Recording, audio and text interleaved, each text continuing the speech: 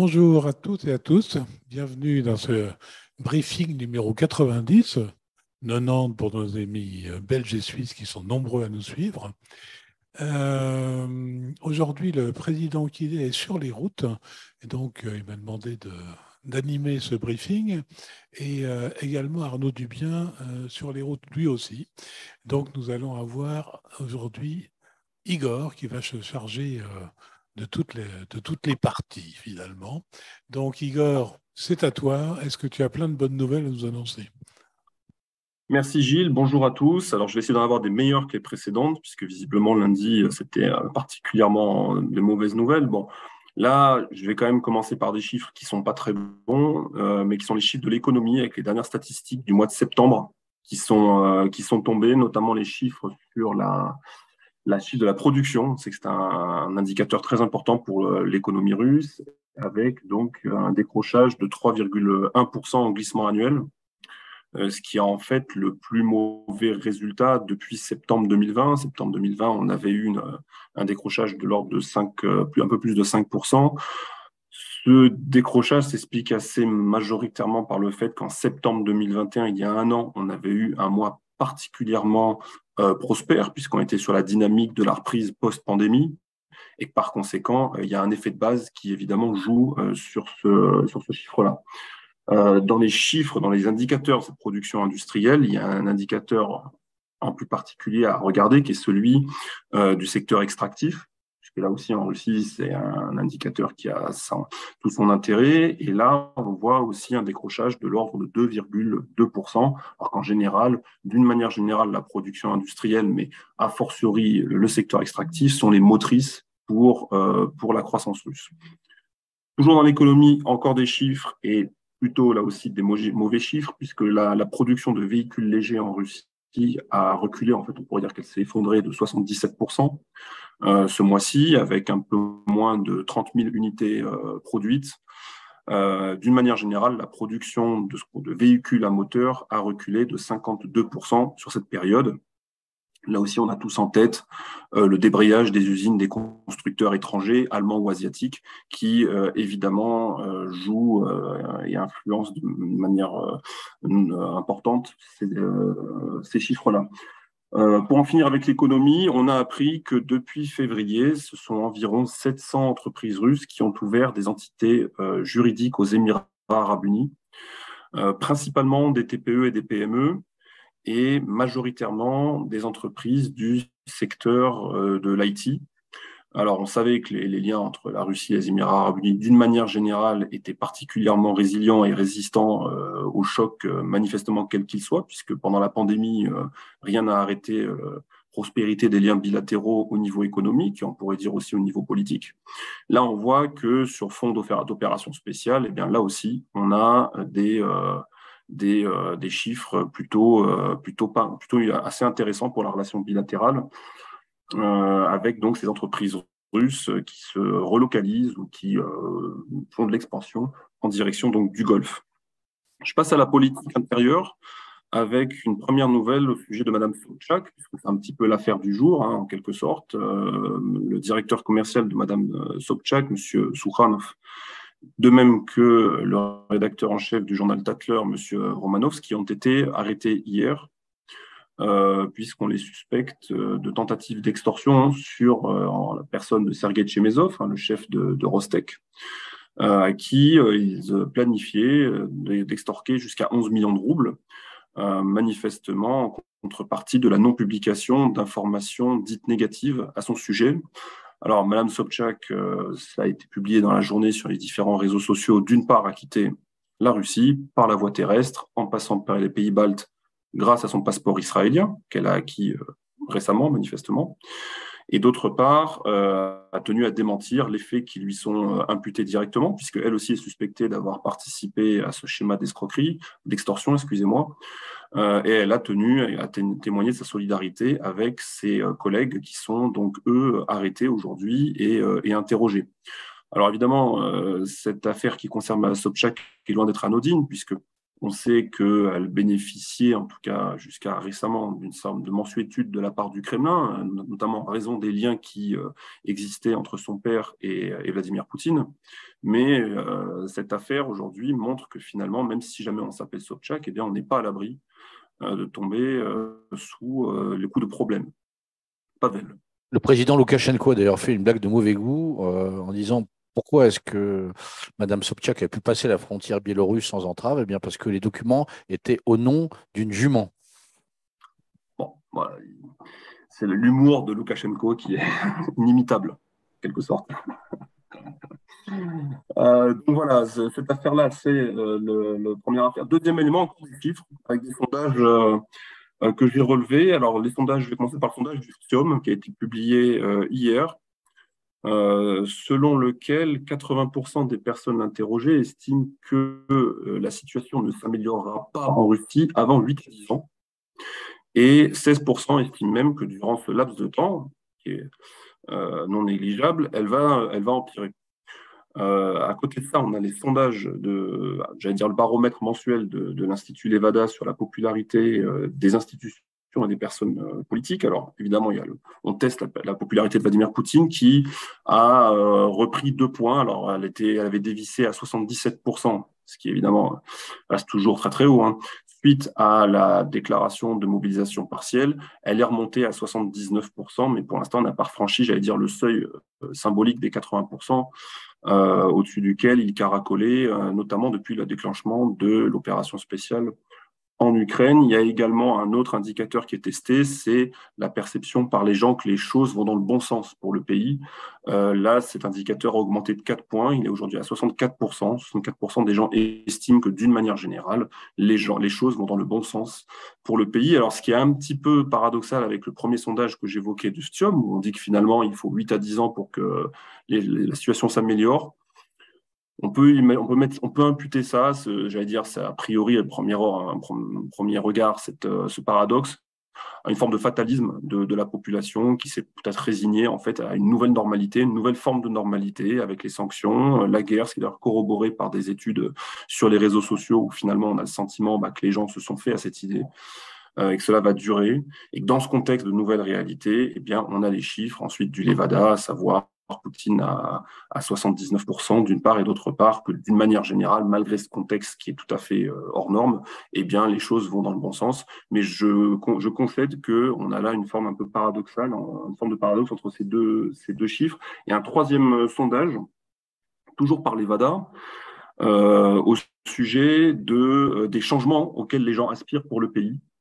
Et là, c'est une réponse ouverte qui est posée aux sondés, avec en premier élément de réponse une amélioration des conditions de vie et une augmentation des salaires, sans trop de surprise, 14%.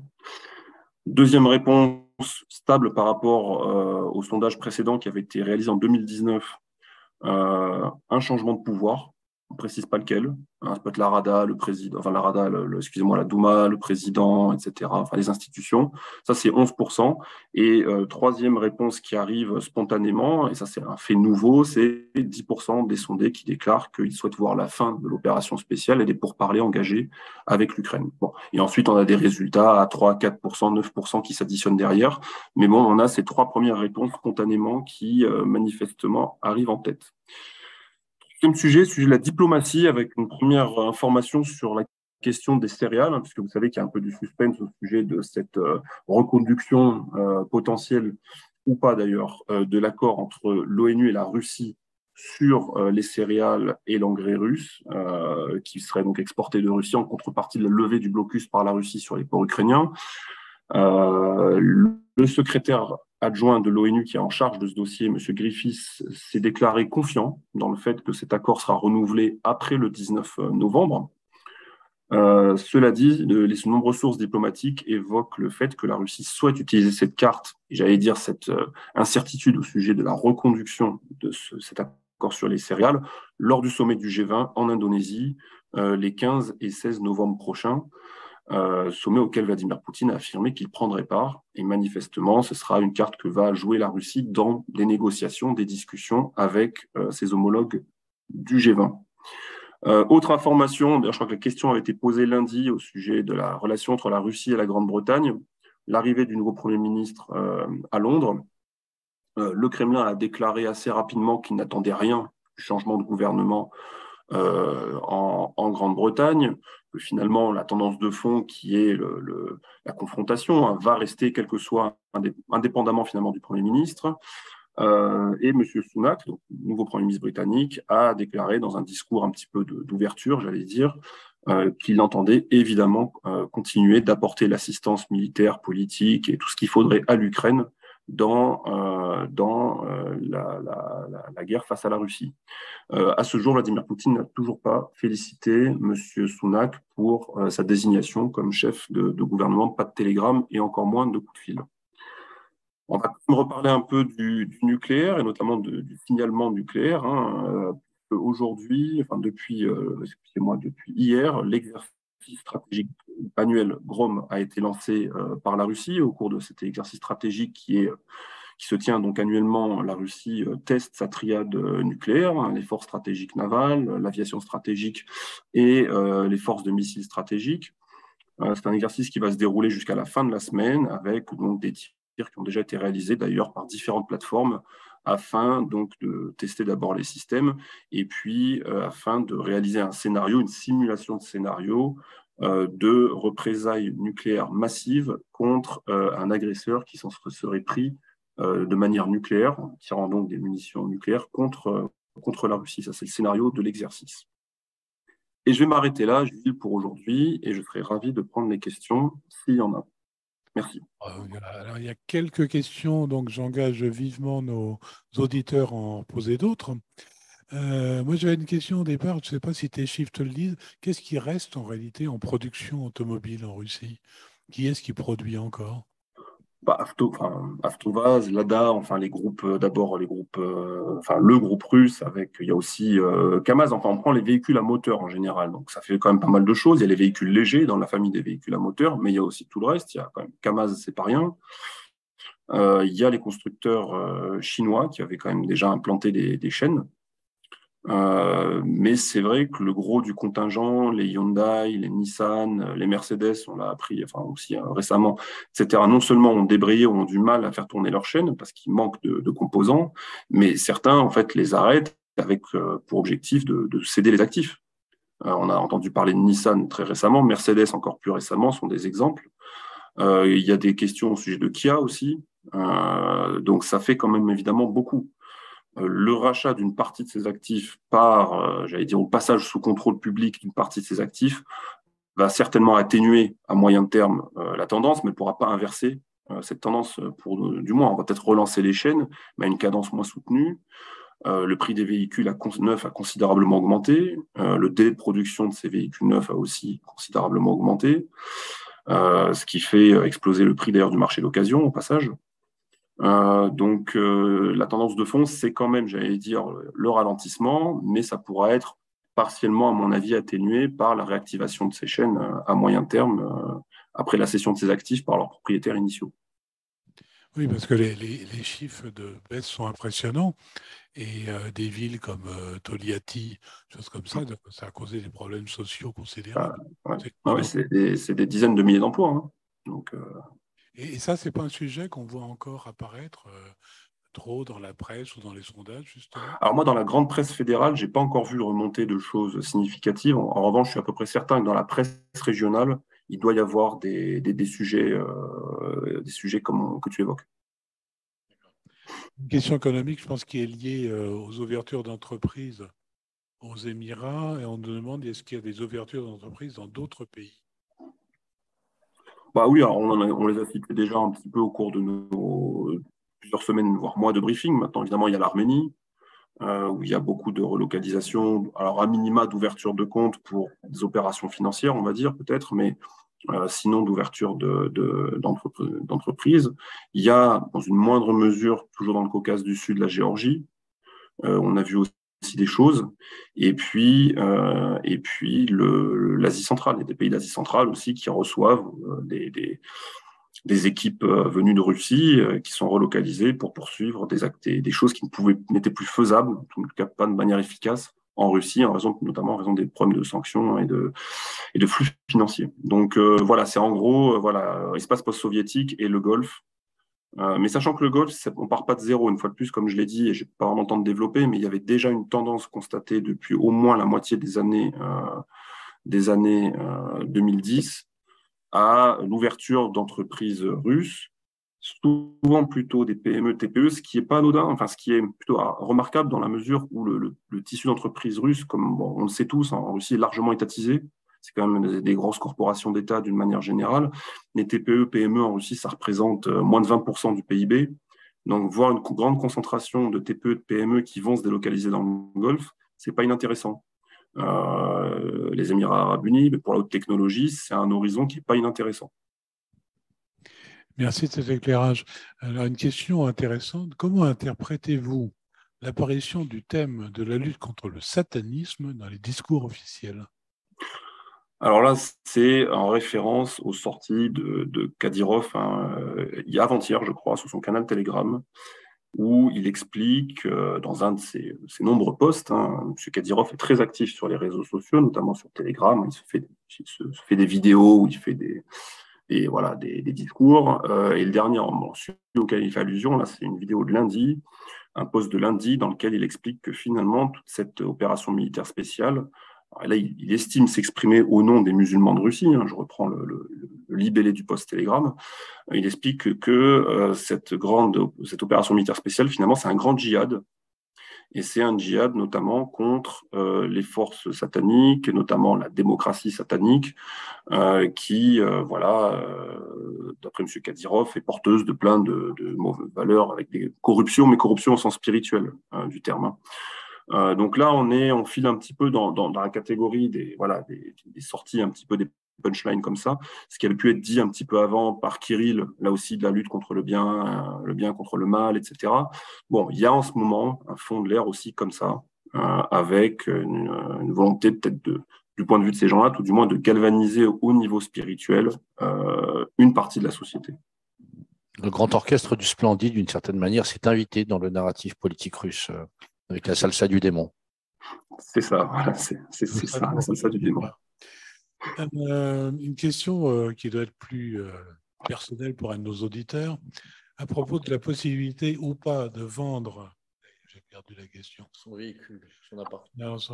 Un bien immobilier et de librement utiliser l'argent de la vente. Il y a beaucoup d'informations contradictoires. Avez-vous des informations fiables? Alors, est-ce qu'on a surtout quelque part, on peut chercher ces informations?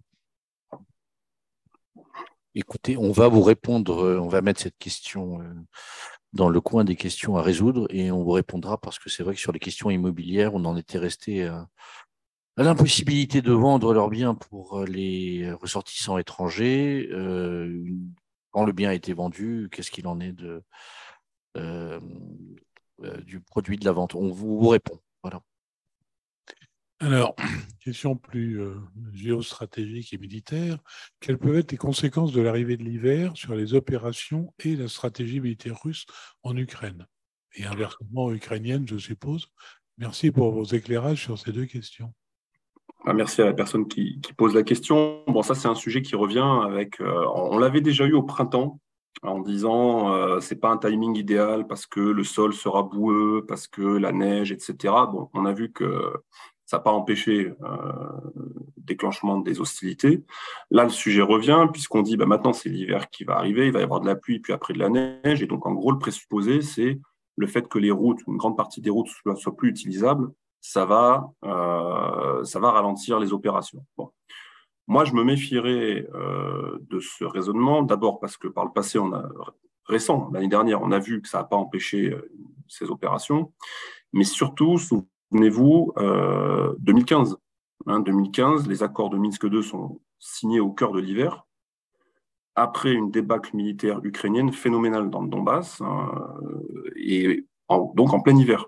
C'est-à-dire que ça n'a pas empêché, à cette époque-là, de non seulement d'interrompre les opérations, enfin, ça n'a pas permis l'interruption des opérations, mais au contraire, ça a permis une sorte de dénouement de ces opérations qui a abouti par les accords de Minsk II au mois de février. Donc, en réalité, moi, le facteur météorologique, oui, surtout quand il y a des nuages, qu'avec les satellites, on ne voit pas ce qui se passe en dessous, etc. Les feuilles qui vont tomber, l'artillerie cachée dans les feuillages, etc., tout ça, ça sera fini. On verra beaucoup mieux à travers les forêts, puisqu'il n'y aura plus de feuilles. Mais la neige, etc., je m'en méfierai. Cela dit, ça c'est une autre dynamique, une question un peu parallèle à celle qui est posée. Je pense que dans les semaines qui viennent, après la mobilisation partielle, j'imagine que l'armée russe est en train de reconfigurer son dispositif. Elle a quand même absorbé une masse d'hommes considérable. Elle va absorber une masse d'hommes considérable, hein, 300 000, on l'a dit, voire probablement plus. Ça demande une reconfiguration totale en profondeur du dispositif. Et donc, cette période hivernale dans laquelle on va rentrer sera aussi mise à profit pour reconstituer ce dispositif en vue d'offensive ou contre-offensive hivernale ou peut-être plus tard au printemps. Après avoir parlé du grand orchestre du Splendide, difficile de ne pas penser à Agadou.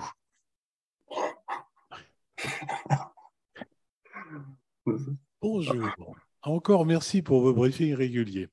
Question concernant les midterms USA. Pensez-vous qu'un changement de majorité puisse radicalement changer les soutiens divers, matériels, etc., et donc accélérer la possibilité de reprise des discussions Russie-Ukraine? En tout cas, il semblerait que à lire la presse russe, on semblerait qu'en Russie, on mise un peu dessus, voire certains y croient de manière assez appuyée. C'est vrai que on lit dans la presse outre-Atlantique qu'il y a des groupes de sénateurs, enfin de congressmen ou de députés, notamment républicains, qui commencent à demander des comptes à l'administration Biden sur l'efficacité de sa politique en Ukraine. Hein, donc soutien financier, soutien militaire, etc. Ça, c'est un premier. Bon, on est sur fond de campagne électorale, évidemment. Et même dans le camp démocrate, vous avez des gens qui ont signé des lettres pour demander un peu une révision, tout du moins qu'on reconsidère certains paramètres. Ils se sont pris une volée de bois vert de la part du camp démocrate, notamment, mais pas seulement, qui trouvaient ça absolument scandaleux qu'on remette en question, que même on ose soulever le sujet alors qu'on est en plein dans une crise, etc. Bon. Moi, je me méfierais des automatismes qui consistent à dire si Biden perd la majorité, automatiquement, c'est les républicains, c'est Trump, et donc les choses vont aller plutôt dans le sens de la Russie. On a vu que quand Trump était aux affaires, les choses ne sont pas dans le sens de la Russie. Trump a pris des paquets de sanctions quand même assez catastrophiques, de manière parfaitement unilatérale et aléatoire au cours de son mandat, d'une part.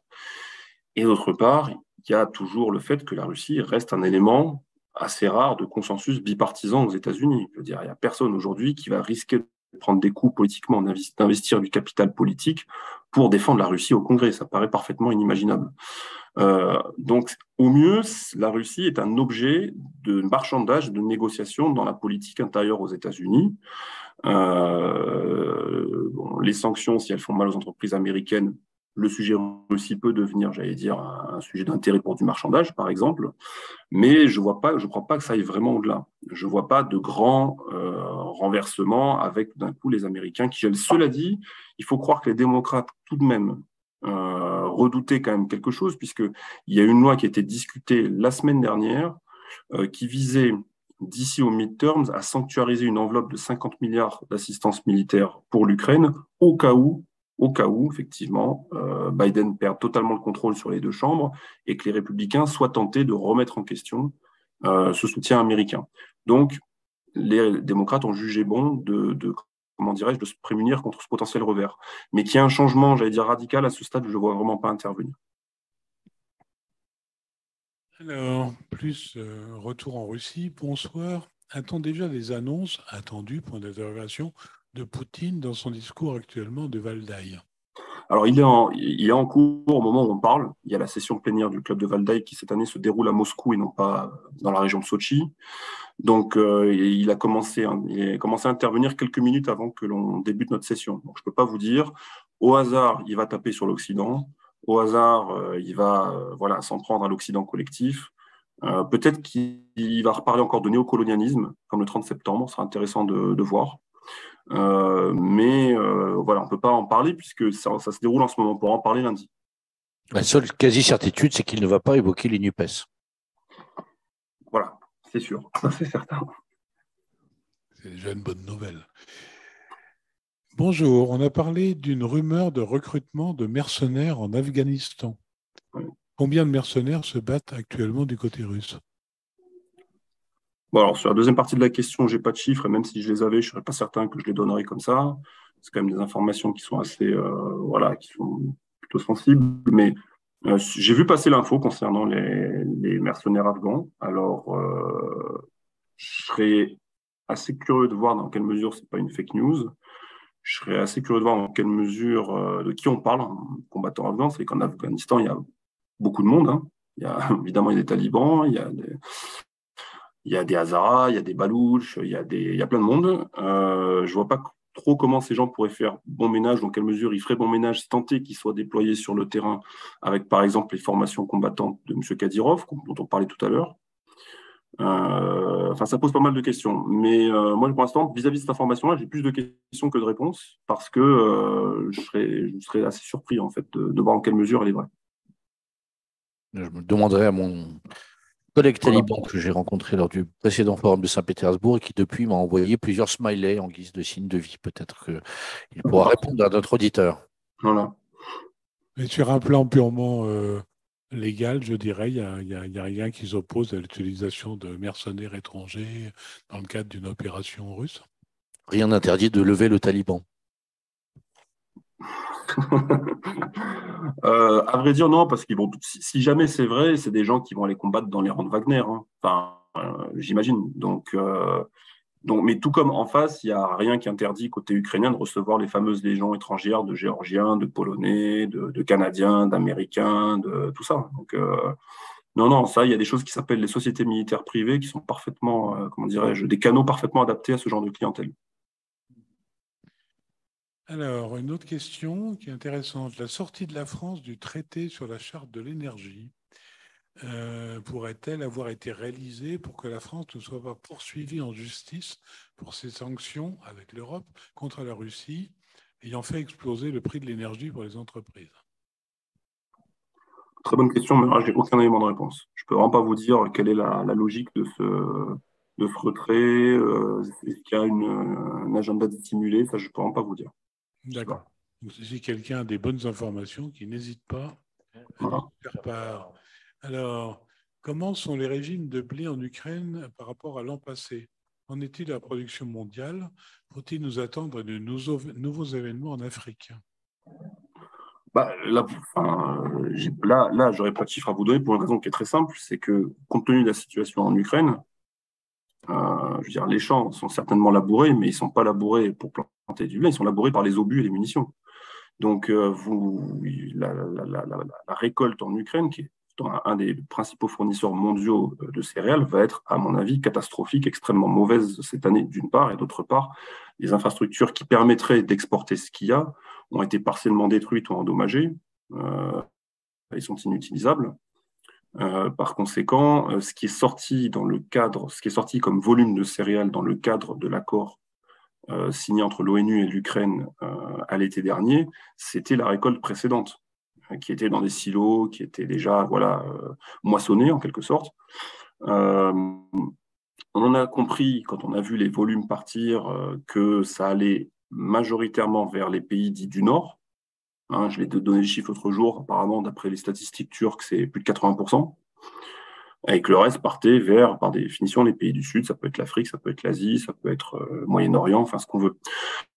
C'est pour ça qu'il y a un enjeu, notamment autour du blé russe, parce qu'en revanche, pour le blé russe, on a déjà des chiffres que l'on connaît. On sait que ça va être une très bonne année pour les récoltes. On parle de manifestement pratiquement 150 millions de tonnes. Donc, ça va être une année assez faste. Et donc là, il y aura un levier céréalier. Il y aura ce que les experts appellent l'arsenalisation des céréales, dont va probablement utiliser la Russie, pour obtenir en contrepartie de l'exportation de ces volumes et des engrais, parce que c'est un sujet qui est intrinsèquement lié, l'annulation, la levée partielle de certaines sanctions, le réaménagement de certains dispositifs ou des choses comme ça. C'est ce qui est en train de se négocier, mais manifestement, M. Griffiths l'a dit, il est assez positif. Et j'allais dire, je trouve que il y a des chances que cet accord soit reconduit. Là, il y a une question un peu directe et brutale, mais je pense qu'on pourra en parlait plus autour, une bombe sale est-elle préparée par l'Ukraine? Alors, je pense que la question, c'est plus exactement pourquoi est-ce que ce sujet s'est invité tout à coup? Est-ce qu'il y a un fondement? Quel est un peu l'historique de cette allégation, ou de cette peur, cette crainte? Bah, on l'évoquait un petit peu là, enfin même pas mal lundi dernier, hein, je l'avais évoqué. En fait, on est dans la continuité de ce que j'appelle le signalement nucléaire, enfin ce qu'on appelle le signalement nucléaire, qui a commencé avec les histoires de la centrale nucléaire de Zaporogié, où là, il y avait un risque assez sérieux d'incident nucléaire du fait des bombardements dont l'AIEA n'explique pas d'où ils viennent sur la centrale. Donc ça, évidemment, il y avait un danger. Avant cela, c'est le discours du 24 février de Vladimir Poutine lorsqu'il annonce le déclenchement de l'opération spéciale, où il dit aux pays qui seraient tentés d'entraver, comme il le dit, hein, les opérations de l'armée russe, qu'ils pourraient s'exposer, le cas échéant, à des représailles terribles jamais vues dans l'histoire. Hein, c'est les termes qu'il emploie. Ça aussi, c'est quand même assez explicite. Vous avez eu ensuite, en continu, j'allais dire au fil de l'eau, toujours la crainte que la Russie, le cas échéant, ait recours à des armes nucléaires tactiques. Ça, c'est quelque chose qui revient de manière quand même assez cyclique. On a vu l'épisode avec la centrale de Tchernobyl aussi au printemps. Je fais un petit flashback qui est aussi à rappeler un petit peu ce spectre atomique. Donc là, avec la bombe sale, on est dans la continuité. On est dans la continuité. Une fois de plus, si jamais ça avait été uniquement, j'allais dire, M. Lavrov qui aurait fait une diatribe sur la bombe sale, ça aurait été une chose, mais là, c'est M. Shoigu qui s'exprime assez peu, qui a pris la peine d'appeler, une fois de plus, ses homologues britanniques, américains, français et turcs pour leur faire part de ce que lui estime être quelque chose qui est à l'œuvre, hein, à savoir la constitution par l'Ukraine d'une bombe sale. Et sachant que mardi, ensuite, il s'est entretenu, ou lundi soir, excusez-moi, il s'est entretenu avec le chef d'état-major britannique et le chef d'état-major américain, là aussi à ce sujet. C'est des gens qui l'appellent pas, très rarement. Il n'avait pas parlé depuis 6 mois avec son homologue américain, par exemple. Là, il faut quand même se poser un peu plus de questions, à mon avis. Donc maintenant, sur ce qui se passe là-bas, très concrètement, par définition, on ne sait rien, on ne sait pas. Mais on sait que les Russes avaient pris relativement au sérieux, ou tout du moins avaient fait comprendre qu'ils prenaient au sérieux les propos de M. Zelensky à la conférence de Munich en février, avant le début donc, de l'opération spéciale, sur le fait que l'Ukraine avait pour ambition de se doter de capacités nucléaires sans que celle-ci ne soit éclaircie. Et ça, c'est relié un petit peu à cette déclaration assez maladroite de M. Zelensky, sur ces capacités dont souhaiterait se doter l'Ukraine. Bon. Voilà, on n'en sait pas plus, mais ça relève de tout ce contexte-là, si vous voulez. D'accord, merci. Bonjour. On a lu depuis le 21-10, il n'y a plus besoin de tests PCR pour entrer en Russie. En pratique, certains ont-ils expérimenté et peuvent confirmer. Merci. Je crois que oui, effectivement, c'est tout à fait levé. Moi, je suis rentré la veille ou l'avant-veille et on ne nous a rien demandé déjà. Donc, j'imagine que c'était dans le pipe depuis un moment. Et si quelqu'un d'autre a un autre témoignage, n'hésitez pas.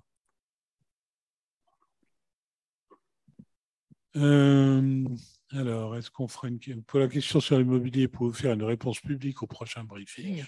Oui, tout à fait. Donc, on va creuser ça.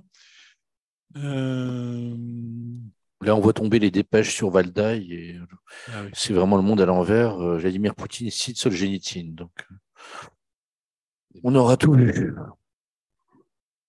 2-3 semaines après l'arrivée d'un nouveau chef des opérations en Ukraine, peut-on voir une évolution de la stratégie militaire, de la logistique? Tout à fait le genre de questions auxquelles on est habilité à répondre, hélas. Oui. Non, ça, je ne répondrai pas là-dessus. Alors, lors d'un précédent briefing, vous avez dit que des binationaux ont été appelés. Sont-ils partis au front ou rentrés chez eux? D'autres binationaux inamicaux ont été appelés, envoyés au front, point d'interrogation. À notre connaissance, hein, il s'agissait d'un nombre limité de personnes, ça se comptait sur les doigts d'une main. Et à notre connaissance, aucun d'entre eux n'est allé au front. Et ensuite, quand la mobilisation a été terminée à Moscou et dans l'oblast de Moscou, Le même jour a paru une information selon laquelle les personnes ne s'étant pas présentées dans les centres de conscription ne seraient pas rétroactivement enrôlées. Donc, non, toutes ces personnes sont aujourd'hui libres et tout à fait dans leur vie civile. Alors, juste, quelqu'un nous met une précision tirée du Figaro. Il y a la guerre en Ukraine, le Parlement russe autorise la mobilisation des ex-détenus condamnés pour crimes graves. Donc, je pense Oui, que ça, on a vu la harangue de Prigojine dans un centre de détenus le mois dernier. Il en a encore fait une la semaine dernière ou cette semaine, je ne sais plus, où il est allé haranguer des détenus. Je ne sais pas de quel régime de détenus il s'agissait, mais c'était des droits communs, enfin, qui étaient dans une prison pour aller susciter de nouvelles vocations, hein, en quelque sorte. Donc là, crime grave, certainement. Enfin, je pense qu'à ce niveau-là, de toute façon, de conflit c'est de la main-d'œuvre, entre guillemets. Et donc, si les gens sont motivés pour s'enrôler dans Wagner, eh bien, ils sont bienvenus chez M. Prigojine, visiblement. C'est hélas quelque chose qui tire ses origines de l'héritage de la Seconde Guerre mondiale, ce que l'on appelait Strafbat.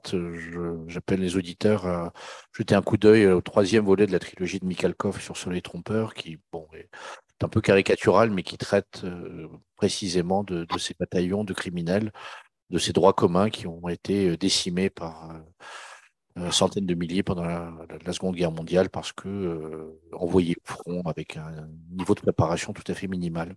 La chair à canon, d'autres termes. Ah ouais, c'est ça. oui, enfin, j'imagine qu'il y avait donc besoin d'une autorisation juridique du Parlement pour ça, pour lever les peines, les sanctions contre cette participation. Pas du Parlement, j'imagine. J'imagine que ça devait se faire du côté du parquet militaire. D'accord. Alors, on revient sur les Afghans. Quelqu'un nous précise donc qu'on parle des Afghans formés par les armées étrangères et abandonnés sur place l'année dernière. Alors, sur un autre point, en tout cas, les écologistes sont heureux de la sortie de la France du traité sur l'énergie et que les objectifs de l'accord de Paris ne peuvent pas être atteints. On est toujours signataire de la charte. Si on est toujours signataire de la charte, d'accord. Voilà, donc c'était une précision par rapport à deux points. Précision, ouais. Ah ouais. D'accord. Eh bien, je crois que c'est tout. Ah non, j'en ai encore. Non, ça on l'a déjà. Alors, qu'est-il prévu par le gouvernement pour les 4 et 7 novembre? Le 4 est férié. Oui. Est-ce que le 7 l'est? Non, le 7, il est plus. Le 7 ne l'est plus. Le 4 le remplace. C'est le 4 qui l'est. Ouais. Sans que les Russes, dans leur majorité, comprennent très bien à quoi cela correspond. Ouais. C'est aussi le paradoxe d'un passé qui est toujours présent. Qui est toujours assez imprévisible. Oui. Tout à fait. Voilà, ben écoutez, on est arrivé un peu au bout des questions. Donc, merci de vos nombreuses questions. Merci de votre participation toujours nombreuse et fidèle à notre briefing. Donc, lundi prochain, on vous attend, comme toujours, à 17h30 entre Moscou et 15h30 heure de Paris, voilà. Puisque nous passons à l'heure d'hiver. Soyez nombreux. Je crois que le président qui sera de retour aura quelques annonces à faire. Et merci à Igor. Donc aujourd'hui à Thionville, donc au centre aéré Louis-Ferdinand des Touches. Je en profite pour saluer un jeune ami de Thionville qui apprend actuellement à lire et à écrire. Et je crois que l'exemple d'Igor est pour lui particulièrement salutaire. Bonne fin de semaine et au plaisir de vous retrouver lundi prochain. Je vous rappelle les moyens de communication traditionnels, la hotline par mail, le fil Telegram et puis notre assemblée générale du 2 novembre. Pour ceux d'entre vous qui êtes à Moscou encore et toujours, nous serons heureux de vous accueillir. Tenez bon d'ici là. Et la CCI France-Russie est toujours à vos côtés. À bientôt.